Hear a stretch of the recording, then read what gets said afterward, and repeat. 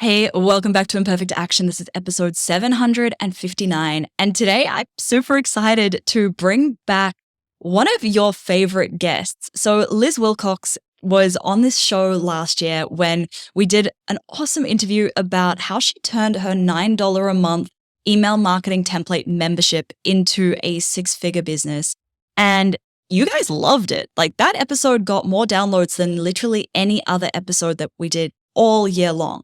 So I'm bringing Liz back today to talk about a couple of things around freedom, scaling her business, including how she scaled it to $500,000 in revenue last year and how she was able to take 90 days offline, completely offline. We're also talking about how she made $1,000 an hour while she was on vacation, right? I know, this is wild. So you're going to love today's chat with Liz. We're diving deep into freedom and business and scaling. And I left this interview feeling so motivated, so inspired. I have a great feeling that you will as well. So let's jump into the chat with Liz. Liz, welcome back to Imperfect Action. It's been a little while since you were last on here, but your last episode was such a big hit with my listeners, and so much has happened in your business since the last time that you were on this show. So I'm really excited to have you back. And I would love to kick it off with just a really simple question. What has happened in your business since the last time we spoke? Yeah, so the last time we spoke, we talked a lot about my $9 a month membership, how I was focused on growth. And, normally people come on and they talk about all their wins. So I'm going to share like a win and a little bit, I don't want to say failure, but a missed expectation, we'll say. So since Steph and I talked last, the membership has been growing. We hit about 4,200 members at the time of this recording. It's, January 2024. So we are actively growing, and that feels amazing. We had my very first $500,000 year. And guys, like when I tell you the $9 thing, that's the main thing. That's wild. A whole heck of a lot of transactions. Wild. And that feels so awesome.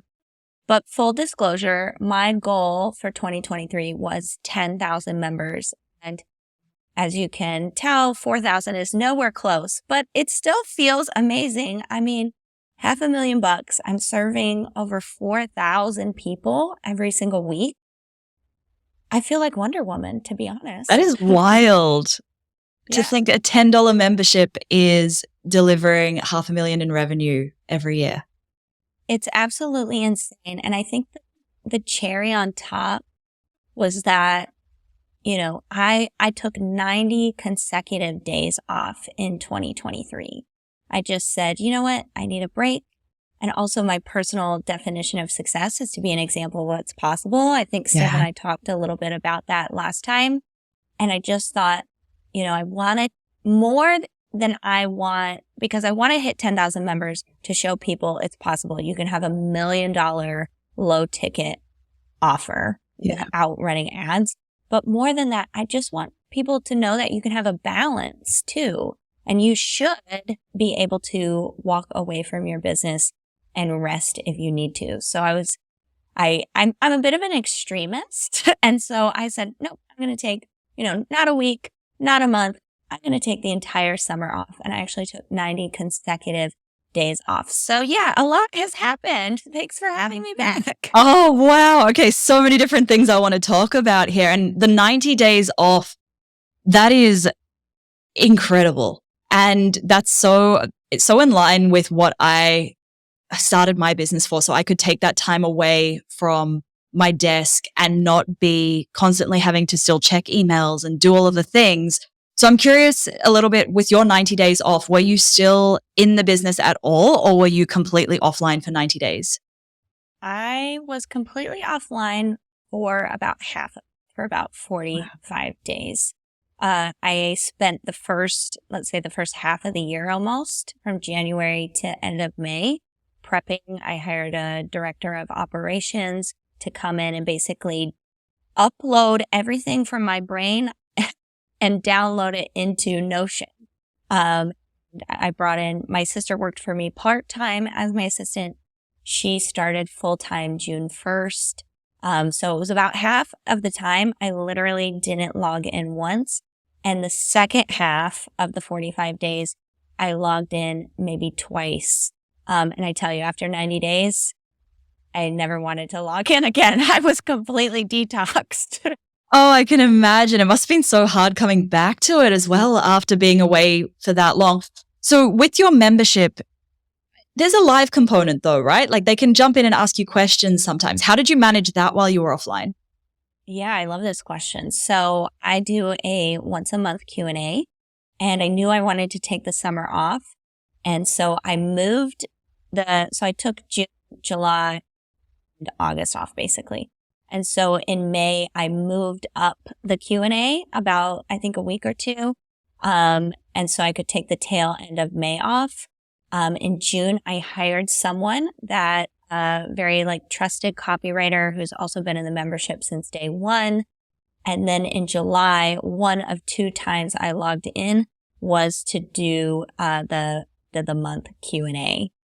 And I tell you, it was fun to log back in and see everybody. And oh yeah, I do have a job. Okay. But it was nice to take the next 30 days off, and I didn't come back until the next Q&A. Was there ever a moment where you were like, oh, my business doesn't even need me anymore? Like, did you ever feel almost redundant in your own business? Yeah, well, I realized, and we might have talked about this, I don't remember. I suffered a concussion in the summer of 2022. And that's when I really realized, oh, wow, my business doesn't need me the way that maybe I need my business. Because the business kept growing, members kept coming in. That's the beauty of, a recurring revenue model, right? And so that's when I really started to think about, oh, well, it doesn't need me as much. Maybe I could get that director of operations and, take time off when I'm not sick, when I'm, my brain is properly functioning. That was another reason I wanted to take time off in 2023. And so to Steph's question, yeah, I was just sort of proving to myself, like, how much of Liz Wilcox does the Liz Wilcox brand need? And it turns out not really that much. And, I built a very intentional business. A mutual friend that Steph and I have, Tarzan K. Anytime I talk to her, she always asks me, is your business really the model that it looks like on the front end? And I'm like, I think so. I think so. And this summer really proved that, it's just a very simple, low responsibility, not low expectation, because I expect a lot out of myself, but, low responsibility, high quality type of business. And yeah, I love my business so much. And even taking time off, I joked, oh, it's hard to come back. But once I was back, I said, oh, I've got a lot of ideas. Yeah. So let's talk a little bit, because I know we talked about it last time we spoke about building that low responsibility business. And that's why you chose the $9 membership instead of other offers out there. But when you were, I guess, right at the start, designing that business model from scratch, what were some of those steps that you took to ensure that the business would support your life outside of the business? And I guess, how did you have to change that? Did you have to make any shifts in the business model to be able to take 90 days off? Yeah, I think the biggest shift was getting everything out of my brain first, right? That's something that's really hard. I don't know a lot of other people. I don't know anyone that's taken 90 days off. No. I don't know a lot of other entrepreneurs that, take more than a month off at a time. And so the biggest shift was just letting go and saying, okay, yep, here's my brain. I'm going to trust Patricia, my assistant. I'm going to trust so-and-so. I'm going to trust this person. And I'm just going to trust that, I'm not the delicate genius I think I am in my business. That's a Seinfeld reference. If you don't watch Seinfeld, I'm a big 90s fan. But it was something, that an operations manager said to me. She said, yeah, Liz, you're really good. Like, you're really, really good. But that doesn't mean no one else is really, really good. And if you're going to take this time off, you have to understand like what's good enough. And so that was another mindset shift of, okay, I got to get this on paper, and it's just going to be, is it going to be, as perfect as Liz Wilcox would do? Probably not, but I really had to let go of that. And y'all, I'm like 8 years into business at this point. So if you're not there, don't stress. Like we spent about 6 months prepping for the summer off. And it was a lot of, okay, Liz, this is just going to have to be good enough. If you really want what Steph is talking about, that lifestyle business where you can literally step away and go do whatever you want and not have your phone on you, what is good enough? And so that's something that I had to grapple with, and something I had to learn how to trust. I know a lot of us, we've got our issues with trust. That I think that was the biggest thing. And the last thing I'll say about that is right now you might be at a point in your business where you have to trust yourself. Hey, I'm smart enough to do this. I know this is going to work out. We talked about that a lot in the last episode of, I just trusted that I could find 1,000 people within 2 years.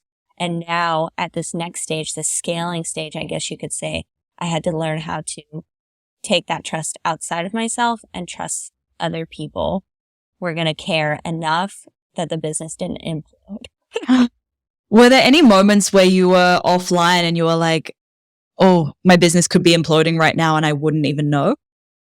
Yes, it was a real struggle, especially the first few weeks, because that was a real boundary I had to set with myself. Like, nope, this is what I said I was going to do, and I'm going to do it. And I'm going to trust that Patricia's got me. I'm going to trust that the people I hired, everything's working smoothly. Nobody's an idiot. Everybody's smart enough. And maybe that was the word of the year last year. Enough, like good enough, smart enough, get enough rest, Liz. And so, yeah, there was definitely times where, I'd be relaxing. I was on the beach or I was in the woods. And then I went, my business. Oh my gosh, that sale's going live today. Or I think today is that webinar that I let them set up for themselves. And today's Tuesday. That's the day of the newsletter. Oh gosh, I hope they didn't send it to so-and-so, So yeah, there were definitely moments of panic, but then again, it was just coming back and grounding myself in, you hired smart people. You made it known what you care about and what you don't care about. You just have to trust, Liz. Were there any, I guess, particular systems that you had to bring into place, or any particular structures that you had to bring into place to facilitate you taking that time off? Yeah. Well, number one, it was I don't know if this is a system, but there was a giant process of front loading work. So I still wrote almost every newsletter. There were a few that I wanted Patricia, my assistant, to write because I wanted to assimilate her more. I wanted to take next summer off. So we need to get more than Liz Wilcox into the brand, right? Yeah. And so that was definitely a process as well. So number one, making sure, I did my work ahead of time. I made sure, newsletters, sales, emails, because we also had a gigantic flash sale in July that we can talk about in a second. Yeah. So making sure that was all good to go. And then number two, making sure people knew about me taking time off. Hey, Liz isn't going to be here. It's just, Patricia, it's just you and me. Liz is gone. And we actually decided to have fun with that. I think that my assistant, they did some really fun, giveaways. Oh, when the cat's away, the mice will play type of thing. They didn't ask me anything on what we had to do to prep. It was kind of the summer school we called, where they learned from my director of operations and my assistant. And so that was a process even coming up with, okay, well, Liz is away, but we need to keep the brand top of mind. What are we going to do? So it's not like, oh, well, good for her. She has this giant membership and she can just gallivant.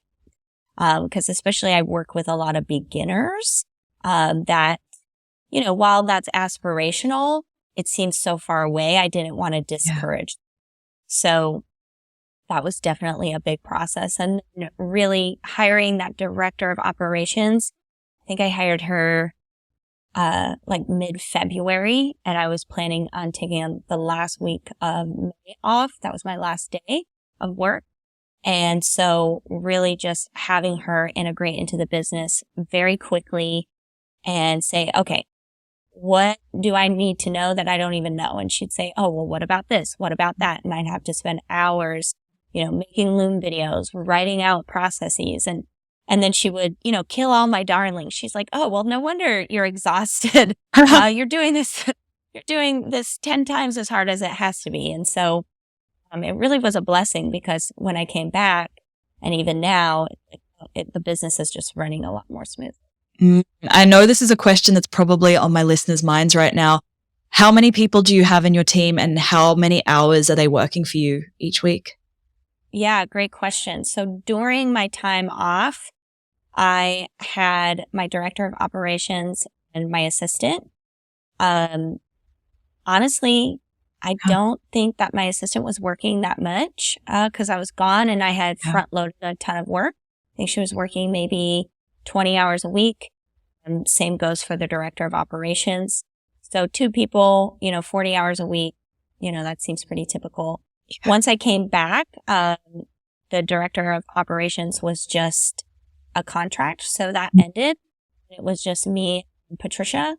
And nowadays, during a launch, she's working about 40 hours a week, maybe more. But then during off weeks, when we're not launching, both of us are working maybe 20 hours a week. Yeah, I love that. Now, you mentioned while you were offline, you had a massive sale. A lot of people will take the time offline, and that's kind of like their business goes almost into hibernation, where it's not really making any sales. It might still be putting out content and delivering offers to their students and their clients, but it's not really actively selling. So talk me through a little bit about what you had to put into place to still be making sales while you were offline. Yeah. So part of my $9 membership, I have an offer that I used to launch 3 times a year, where you buy a full year, you get access to all my other products. It's $108. And normally we do a sort of Christmas in July flash sale, 48 or 72 hours, depending on my mood. I knew that I didn't want to give that up. That's usually a good quick cash injection during the summer. Summer in the Northern Hemisphere is usually kind of slow. That's when, a lot of schools are out for, the 3 months that I'm out. That's us right now. Right, exactly. So I knew that I wanted to keep that, because I needed to hire this, or I needed to, pay for this director of operations. I needed to pay for this now full-time person. I needed to pay for all the vacations I was taking. And so I knew I wanted to keep that sale. And again, it was something kind of like, I know I can do this. I want to prove to people that it can be done. Like, one lady and a couple helpers can figure this thing out. Yeah. And so with Privilege, I already had a lot of the systems in place. I already knew a July sale would go pretty well. I already had some of these emails. And so I just scheduled, I rewrote, zhuzhed them up, and scheduled them in May to go out in July.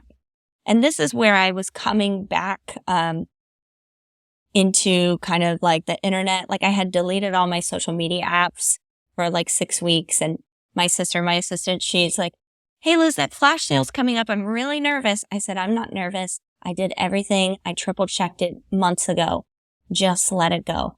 Well, maybe you could just No, I'm at the beach today. Well, no, we're good. Like, let's just trust. It's going to be good enough. Whatever happens, happens.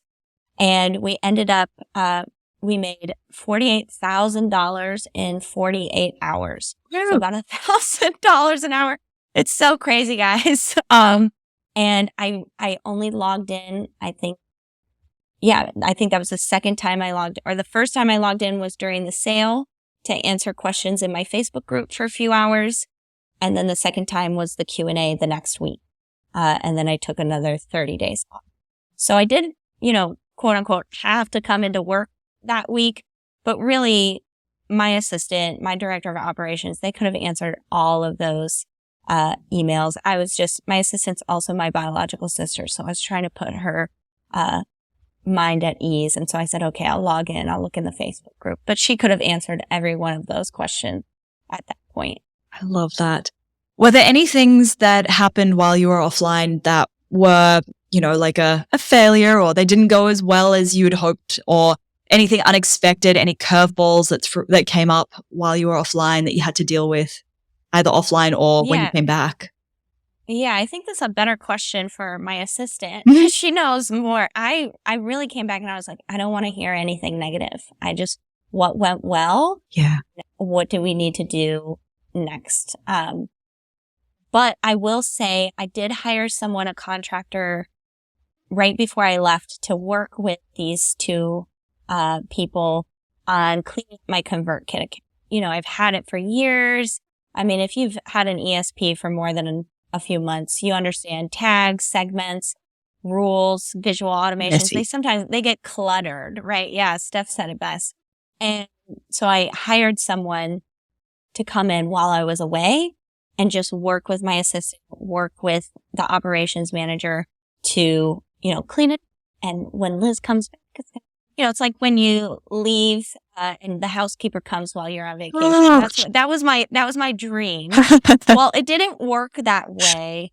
Apparently who we hired just, we had higher expectations than what happened. And my director of operations ended up spending a lot of her hours on that project. I think she felt some type of way because she had recommended this person and it didn't work out the way they thought, which was total, I'm a very easygoing person. If you can't do the job, thanks for doing your best. We'll figure it out. No big deal. But I think because I wasn't there and I told them not to call me really, I said, don't call me unless, someone's dead. I don't want to hear it. Like I really wanted to take the time off. And so I heard about that after. And so some other things that the operations manager, I think, was supposed to be working with Patricia on didn't get done because they were, managing this project they had promised me to get done. Honestly, on a scale of like 1 to 10 of big deal, that was like a 3. That was like a nice to have. Oh, I'll come back and the house will be clean. Oh, the house is just as dirty as I left it. No big deal. Oh, well. Yeah. And I can totally relate to that. Like the mess that pops up in your email marketing.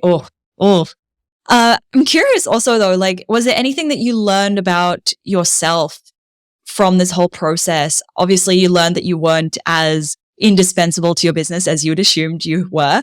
But was there anything else that you learned about yourself during the process of preparing to be offline, being offline and coming back to the business? Yeah. Well, I think that I learned that my ideas are indispensable, not my body, not my labor. Like I truly am a visionary. And, people always tell you, oh, you're the visionary. You shouldn't be doing this or that, right? I mean, even if you've been in business 6 months, I'm sure somebody's told you that. Yeah. But, like I said, I'm good at this. I've never met anyone better at customer service than Liz Wilcox. I've never met anybody better, ... Like we all have that sense of pride once we get into our groove that, no, this is the thing I'm good at. I like to do it. But really, when I was able to, kind of download my brain, I was like, really? Now I have so much more room for my ideas. And now I can really see what scaling actually means. I mean, I knew, like you picture a house with scaffolding, you're scaling, a high-rise condo. Okay, I get that. But really, what Steph was talking about, the process of getting there to take the time off really made me see and feel what that meant. So I realized, oh, it's just my ideas that are indispensable. I can figure out the money thing to hire the people to do the labor of it. But really, if I don't take care of myself, my ideas aren't going to be there. And that's something that I knew firsthand, having suffered a concussion because of malnutrition. I I knew really, really well that I had to take care of myself, and taking that time off, I was like, oh, things do run. We made $48,000 and I was on Lake Michigan camping in a Bronco. Like, what? That's crazy. It's really just my brain. And that on top of the trust we talked about earlier, really learning to trust other people and trust yourself in hiring other people. Those were the two real lessons I took away from the summer. I love that. I want to pivot slightly and talk about your membership, because you've grown it significantly since the last time we spoke. Like, I'm pretty sure you've almost quadrupled it since the last time we spoke in terms of the number of members in there. How did you grow it so quickly? Like, I know some people find the initial growth the easiest part, and then it's hard once you hit that plateau. How did you go so quickly from being already at a pretty good size membership to now being at a wildly good size membership?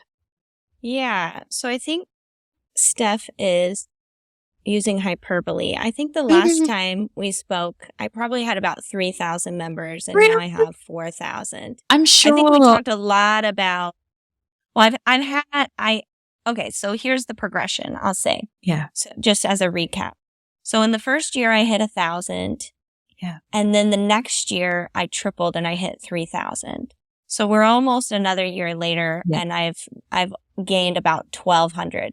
So full disclosure, the train has slowed, but I also took 90 days off. So like, is that really a big deal? It's actually just fine. But to Steph's question about how am I growing? I mean, still in the grand scheme, that's growing pretty quickly, especially when you consider I've never run an ad.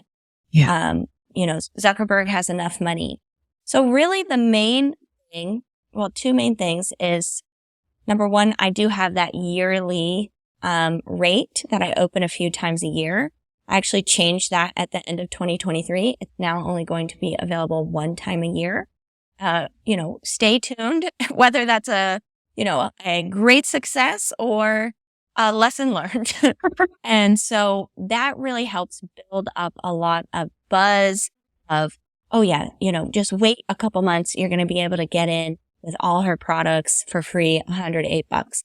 And that's really helped me gain a lot of members. The second thing is affiliates. I have a lot of affiliates, and really, honestly, it's a great offer. Maybe that's the third thing. It really just is a great offer. It's something that I don't mind talking about. I could talk about all day. And apparently, so can my affiliates. If you go into my Facebook group, even right now, I was just in there answering questions before we hit record. Oh, I love your membership. Oh, Liz, I just sent out a template. I got 50 signups to my event coming up in a few days. I've never had more than a dozen, something like that. Yeah. It's just kind of I don't know, it's like lightning in a bottle or whatever they call it, type of membership where it's this real gap in the market, weekly newsletters. Most email marketers want to sell you sales emails because sales emails make you money, right? So I saw a big giant gap in the market of, people aren't going to buy your stuff if you're not connecting with them at least once a week. I'll write those emails for you, $9.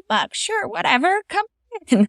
And so, that coupled with having an affiliate program, I think really helps it soar. I would say in 2023, I believe 30% of my sales came from affiliate. Yeah. Wow. And I want to step back to what you were saying about having a really good offer, because after your last interview went live, I had a lot of people saying, oh, I've been wanting to launch a low price membership, and this has been a really great confirmation that it's possible to scale one. But it's the reason your membership scaled so well isn't because it's $9 a month. I mean, obviously that's a factor in it, but it's not just because it was cheap. It's because it's a really good offer. It's really good value for that $9 a month. It's not you overloading people with education and masterclasses and all of the stuff. You're just giving them a really simple template once a week. Go and do this. And it's my team and I are in there, like my copywriter who writes my emails each week, because we're sending out 3 a week. when she runs out of ideas, I'm like, just jump into Liz's membership and get some ideas in there. And it makes such a difference. So it's having that really awesome offer coupled with the price point and just how easy it is to implement. I think that's what's been such a difference for your membership compared with so many others. Amen. And I'll get on my soapbox here a little bit. I feel like 2023 was the year of the low ticket offer, especially the low ticket membership. Yeah. And actually one of the first things I said when I came back, because it seemed like over the summer I came back and everybody had a $9 membership, like exploded. And I was like, what the heck? You started the trend. Yeah. I'm like, what in the Netflix is going on over here? Everybody's got a streaming platform now. And I was doing a Q&A and somebody asked me, oh, what's your advice on, starting this $9 membership? And I said, well, do you want it to be $9? Do you want to have to go out and find 4,000 people? That's a lot of work. Sure. It's not for everyone. And I think for me, it was just, again, to what Steph said, I love writing newsletters, and that's a real gap in the market. So thinking about, how do I get to know my subscribers and my audience? And in getting to know them, what is missing that I can complete for them? And that's where the magic of email marketing membership, is the name of it, comes in. It was like, okay, I know this is missing, and oh, snap, I'm actually really good at it, right? So if you're thinking of any kind of membership, any kind of offer, it really has to be something that you're really good at, that, like I think it's Robert Kiyosaki, the Rich Dad, Poor Dad guy. He says, your job isn't to make money. Your job is just to find a problem that needs solving. And so that's what I've done. And if you, want your next offer you're creating or looking at the offers you have now, like, does solve a problem for my ideal audience, and then selling it from that point. Hey, I know for me, and I'm pretty blunt and kind of silly. Like, hey, I know you suck at writing newsletters. Let me just do it for you. Here's a template. Don't worry. It comes with a video. If you're worried about it, it comes with a video. If you're even more worried, ChatGPT, just plug it in. It'll be fine. $9. And so it's easy for me to sell. So really, again, finding that problem that needs solving for your people, that's where you're going to find the magic of your offer. I love that. And thinking forward now, you've taken so much time away from your business. You've realized your business doesn't need you as much as you thought it did. How are you feeling about business right now, and what's happening next? Like, what have you got planned for 2024? Are you taking 6 months off this time? No, I'm only taking 2 months off now. Really only like 45 days. I realize if I take that much time off again, I might not come back. Not because I don't love it. I just really like not working also. Yeah. I'd probably start a new business if I took that much time off again. I probably started thinking about something else. But what's coming up really is just that, honestly, it's something new to me. Normally, right before the business truly scales, I sell it. I've sold a company before. I've gotten bought out of one. Normally, this is the part where I exit. And so for me, right now, full disclosure, I'm experiencing a lot of resistance of, oh, Liz, you could sell this so easy. I mean, it has my name on it. My face is all over it. And I really love the people that I serve. So I'm, digging my heels in and learning even more about scaling. I just hired a copywriter to help me revamp the sales page, to get my conversion rates up. Because I looked at my conversion rates, and in the last 6 months, my sales page converted at 6%. And I think that's pretty typical. But that's 94% of people that didn't buy. And that makes me sick when I think about that. Because why would I settle for only 6 out of 100? Like, can we get to 10? So I hired a copywriter. That's kind of what's coming up, is this new sort of revamp. Hey, now we're at 4,000. Here's what we can really do, with email marketing membership and LizWilcox.com. And really the next thing that I think is going to take me outside of the membership numbers, that's going to take me into multiple. I haven't said this to anyone yet, really, other than my assistant. I'm very excited. I think this is going to very easily take me to multiple 7 figures is licensing. So what I'm going to be doing behind the scenes with me, a team, I'll probably have to, hire other copywriters and workers. It's taking all these templates and licensing them out. So licensing them to real estate associations, food associations. They say the riches are in the niches or whatever. Right now, the membership is very generalized. You get samples and templates from different industries. But right now, what I really want to do with the membership is take it and duplicate, and then tweak for the specific industry. Email marketing membership for e-commerce, email marketing membership, for realtors, email marketing membership for course creators, et cetera, and then taking all those templates and licensing them to places like Intuit, they MailChimp, to, possibly like ConvertKit, things like that. That way I'm getting multiple 6-figure contracts. I don't want to license them to other people like me.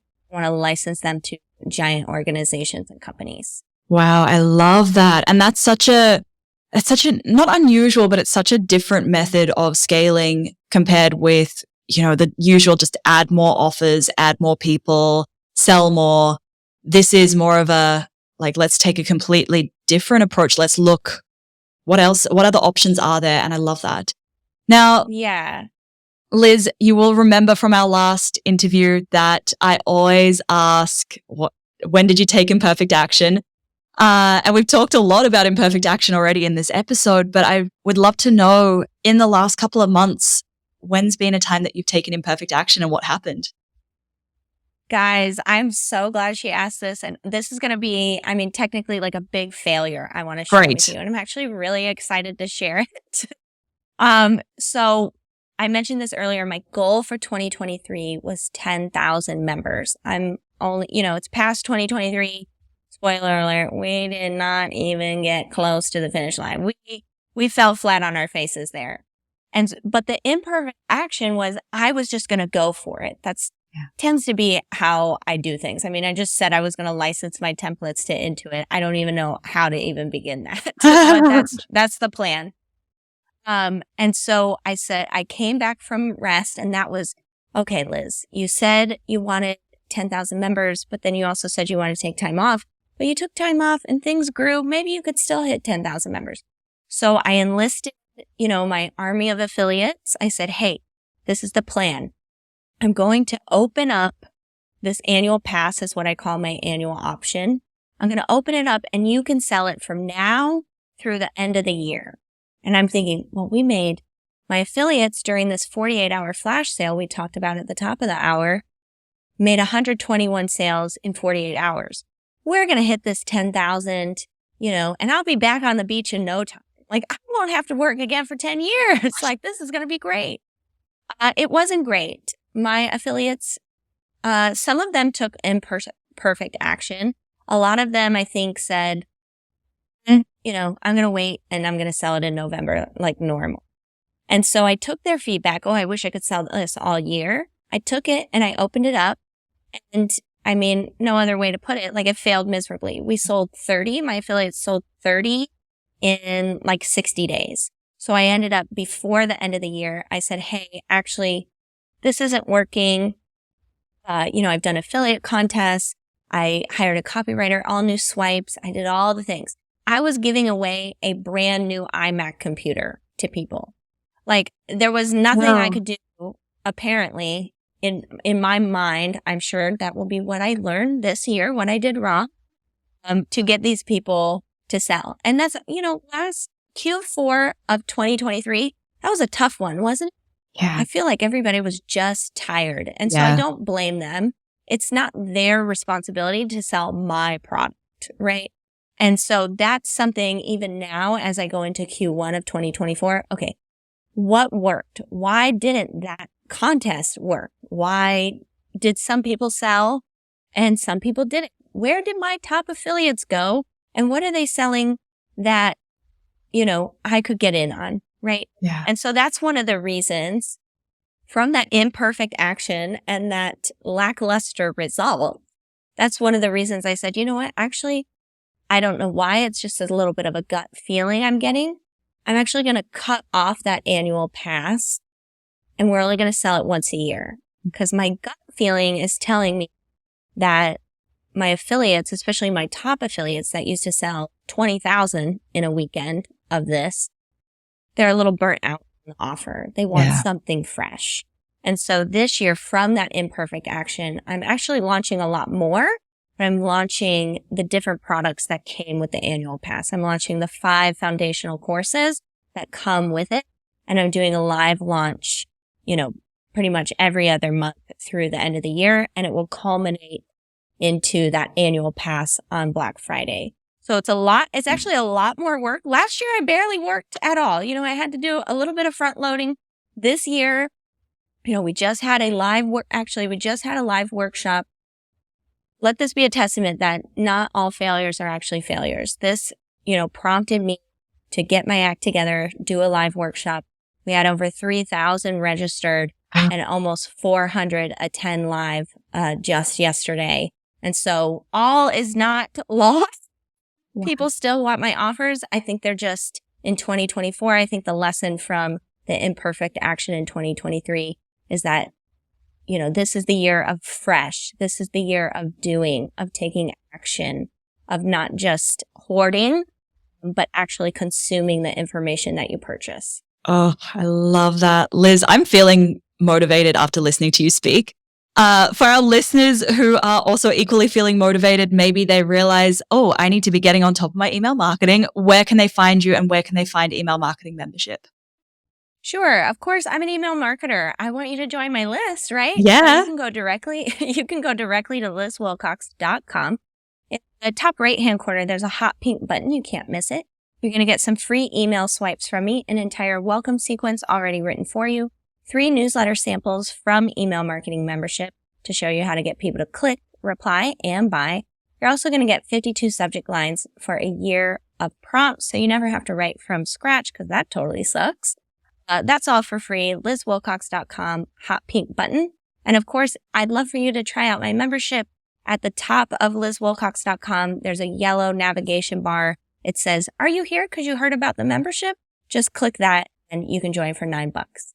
Amazing. Thank you so much, Liz. This, like I said to you before we hit record, I have no idea where this conversation is going to go. It went down a completely different tangent to what I was expecting, but I know that this will be so, so valuable for our listeners. So thank you so much for sharing your entire story so transparently today with everybody. Thank you. I can't wait to see what we all do.